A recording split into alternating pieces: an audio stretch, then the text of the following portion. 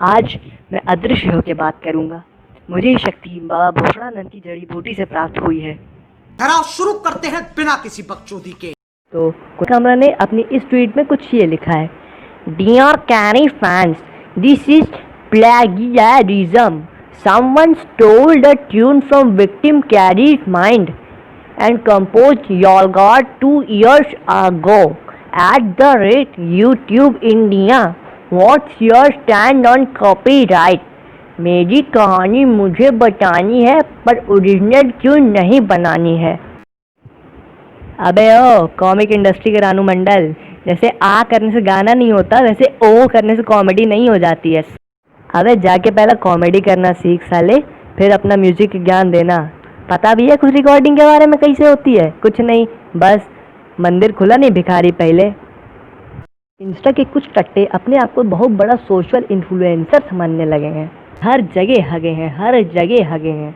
अबे सालों, बीट्स का बीबी पता है कि बस कंपेयर करने चले आए। जेनर का मतलब पता है? नहीं, हगने चले आए। अबे ओ कामरा, सब अपनी बुद्धि काम मिला, लेकिन लाओ कैसे? तो बेच खाए हो एकदम। ये सुनो यार तुम लोग, पहले नहीं एक बार सुनो ये।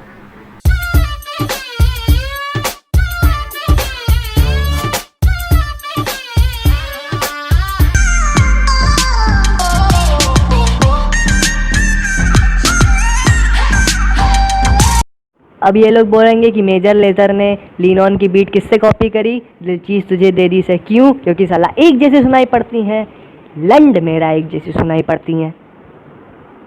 अबे सालों, सिमिलैरिटी होना और सेम होना बहुत अलग होता है। तुम्हारा चेहरा और तुम्हारी टट्टी भी तो सिमिलर है, एक है नहीं। और फिर बोलेंगे हमारी कोई इज्जत नहीं करता है। तभी तुम्हारी इज्जत नहीं है भैंचोद। और कौन है वो? साइमन, सेमन, सेईमान, जो भी हो साला। भाई कहाँ से बुद्धि लाया है वो? मतलब सतरंगी चूतिया है वो भी एक नंबर का। कुछ भी बोल रहा है, कुछ भी। बेटी मतलब क्या भाई, क्या? जाके उसकी वीडियो देखो सालों, गर आओगे नहीं तो फिर मुझे बताना। और ये लोग चूतिया उसी की घर चाटे पड़े हैं। फिर बोलेंगे होमोफोबिक कैरी है, हिपोक्रिटिक कैरी है, उल्टी सीधी चीज़ें कैरी बोलता है। अबे सालों, गलत मतलब निकालोगे हर चीज़ का तो हर चीज़ गलत ही समझ में आएगी। सही तरीके से देखा करो।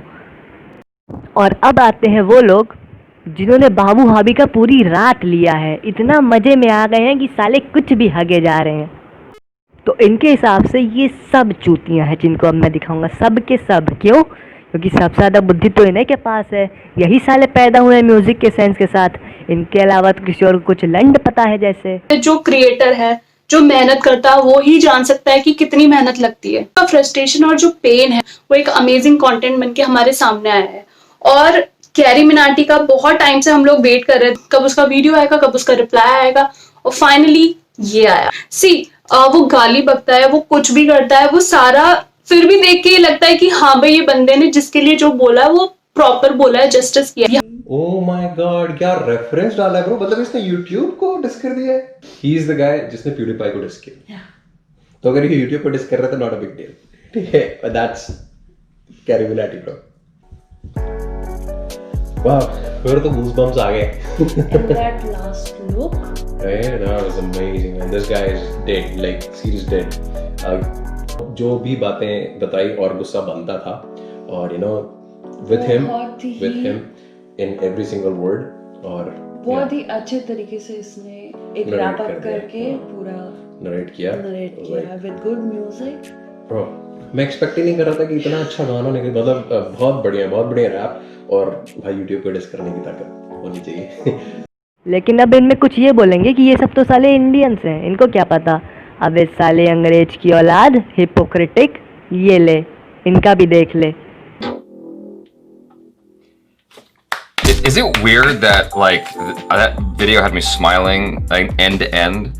Is that strange? Well, I wasn't. I was feeling Carrie's pain, man. I'm like, yeah, but also super cool to come back with that sort of like, you know, like that clap back. He's like, all right, so you did this. Hold up, let me show you the extent of my creativity, and I'm just gonna come back with a dope ass song, and like I could feel all of his emotions just coming out, you know. Right. I It's thought very that was, Eminem. It is, and Yeah. just like the music and the way he was rapping at that like lower cadence and that kind of gruffness behind his voice, like you fully understand the emotion and the intent that, you know, it's coming Absolutely. through. Gruffness in his voice, the anger. For some reason, I was expecting him to go even more, like, deeper into that rage, like Eminem, but he held back from that, and I didn't mind it. Is he actually like a rapper, or is this just like a one-time thing? I like the throwback cartoon. But this song, which is my second exposure to him, was pretty awesome. He worked really hard on it, he wrote it, and you know, I actually really enjoyed it. The last thing that I want to say about this is that I never would have pegged Carrie Minotti as someone who could rap like that and bring the fire, right? But I would imagine that years of struggle and frustration that he's faced doing YouTube have really toughened him up. Guys, this video, all the message that has in there and everything is just crazy. And yes, all the graphics that he's using in this video, like it shows a lot. But the video, for like it, I can express all, I can feel all what he's feeling. You know that with songs you can feel a lot of emotions, and this song I absolutely have that anger expressed. No, get it करेगा यार. Who can stop him? This was better than I expected. This was something else. Like from start to finish, I felt the power. Whether it's the beat or the lines or the way he sang it, his tone. Like in his singing tone, I could feel the pain he's feeling about what happened to him. You may be the principal, but I'm the entire school. That's when I realized how tough Carrie Minotti is, and he has the power to stand up in this cruel world. That was such a badass line. I believe Carrie Minotti came up with the great lyrics and Wiley Frenzy covered the music part. I said that before, this beat was one of the best beats I've heard in a while. ही लेकिन ये भी तो गलत है, क्योंकि तुमको ही सब ज्यादा पता है. अबे तानसेन की औलाद समझ. लेकिन नहीं, अभी फिर हगेंगे ये लोग. देखो विली फ्रेंजी ने म्यूजिक कॉपी किया था, तुझे कुछ नहीं पता है, तू हाइपोक्रिटिक है, तू ये है, तू वो है. अबे सतरंगी चूतियों, दिमाग का इस्तेमाल कर, होश में आ, ये अपनी स्ट्रॉबेरी दुनिया से बाहर निकल. ये ले भाई, एक काम करो, ये क्लिप देखो.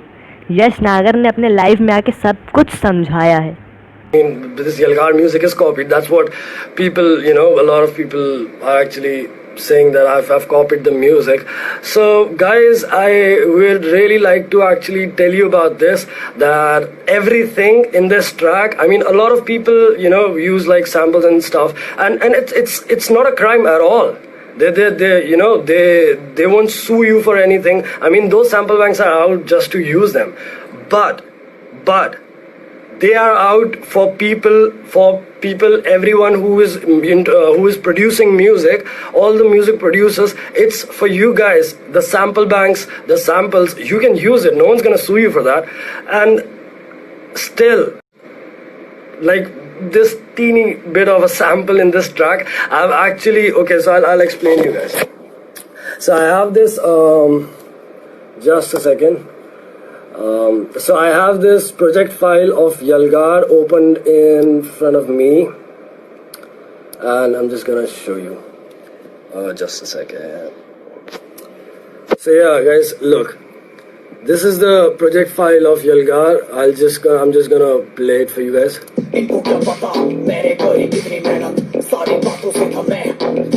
So like,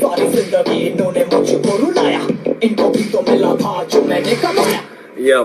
So I have actually all the green parts you can see right here are all the things which I have actually recorded. So on this is a MIDI keyboard, guys, and you can actually make a sound in the software and just play your melodies. I mean, it's not a big task, all right, but I haven't used any samples in that, and I mean for all the people who believe that I have, and I haven't used any samples. I've recorded everything. I have played with my own hands everything, each and every melody, each and every bass line of these stems are all recorded by me, man. I mean, these are all, I have actually played them and recorded them. I haven't used any samples, as you guys can see.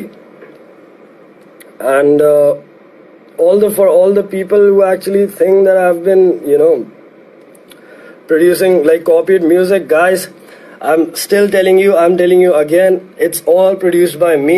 लेकिन इन लोगों को समझ में आएगा नहीं, क्यों? क्योंकि करी तो झांट भर की नहीं है, बस इनको हगना है। अबे साले, जो हरे ट्रैक्स हैं वो रिकॉर्डेड ट्रैक्स होते हैं, जिनको आप अपने लैपटॉप या डिवाइस पे अपने म्यूज़िकल इंस्ट्रूमेंट को यूज़ करके रिकॉर्ड करते हो, वो होते हैं हरे ट्रैक्स। जो सैम्पल ट्रैक्स होते हैं वो कभी नहीं होते इतने क्वांटिटी में, और अगर सैम्पल ट्रैक यूज़ भी उसने किया होता या कहीं से कॉपी किया होता तो वो सिर्फ एक बार होता, इतने मल्टीपल ट्रैक्स नहीं होते। लेकिन नहीं, इनके हिसाब से तो अस्सी तो फुद्दू है। लो भाई, इसका भी सुन लो, प्रोफेशनल म्यूजिशियन है। जो क्लियर कर देता है बहुत छोटा सा है, एकदम छोटे में तुम लोग को समझा देता हूं। सबसे पहला जो एलिगेशन लगा था वो ये लगा था कि कैरी मिनाटी ने ये कहानी है जो सबको सुनानी है, कॉपी किया है टेक्निकल गुरुजी का। अरे मेरे भाई, एक लाइन या एक शब्द या फिर 2-3 लाइन, किसी का कॉपीराइट नहीं होता उसके ऊपर। समझ में आया क्या? ये बहुत ही लाइक बुलशिट टाइप थिंकिंग है इंडियन ऑडियंस की, कि कैरी मिनाटी ने जस्ट बिकॉज एक लाइन गा दिया कि ये कहानी मुझे सबको सुनानी है। अरे कैरी मिनाटी की कहानी है, सुनाएगा सबको।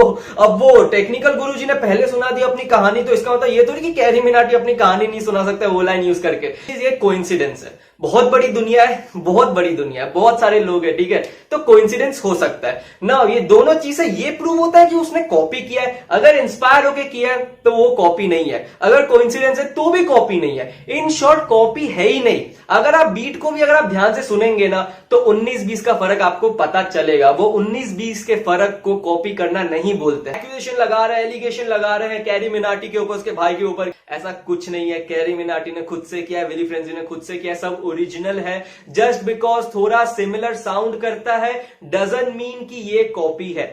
लेकिन अब भी ये लोग बोलेंगे कि विली फ्रेंजी ने वो ऑडियो फाइल चुरा ली थी। अबे सालों, उस ऑडियो की प्रोजेक्ट फाइल बस एक ही बंदे के पास होगी, बाबू हाबी के पास, जिसने वो गाना बनाया है।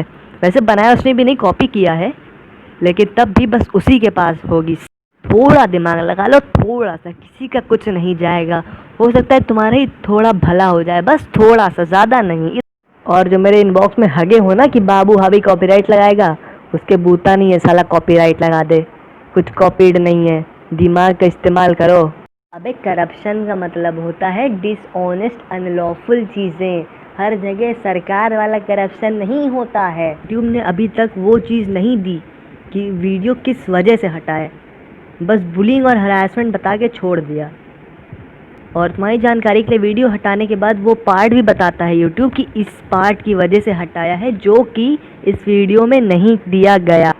हगना है कि कैरी कैसे सिस्टम से करप्शन हटाएगा, हगो फिर, पढ़ना नहीं, गांड मराने पहले आना है। उसका यहाँ ये मतलब था कि जो यूट्यूब ने उसकी वीडियो बिना किसी वजह से टेक डाउन करी। विली फ्रेंजी गई आने से पहले अपने गिरेबान में झांक के देखो सालों, क्या खाड़ लिए हो? कुछ नहीं। क्या है तुम्हारे पास? कुछ नहीं। इतने गाने कंपोज किया है वो, उसके गाने जाके सुनो, उसकी म्यूज़िक सुनो। नहीं सुनना, एक ही पे मरना है। क्यों? क्योंकि गांड चलती ना तुम लोग की उससे। क्यों? क्योंकि तुमसे बहुत ज़्यादा सक्सेसफुल है, कुछ आता है, कुछ टैलेंट है, बस मराता तो नहीं रहता है ना तुम लोग की तरह।